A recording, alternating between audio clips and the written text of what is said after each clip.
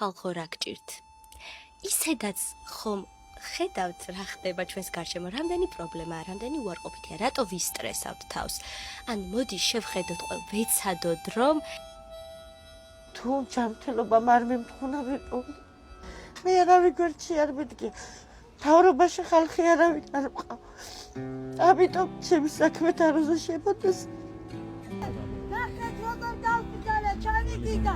ხო ხედავთ, გამოხრუტნული თავით მიწევს.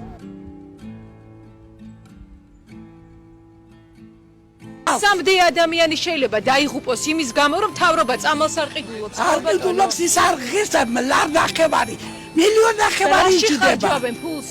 ადამიანები არ შვილი მივარდება. მთავრობას ვარ უძახი გადადეკითხვა. წამალს ხო ეს დალოცვილი წამალს. ერთეულებს აქვს, ათეულებს არაფერი არ აქვს.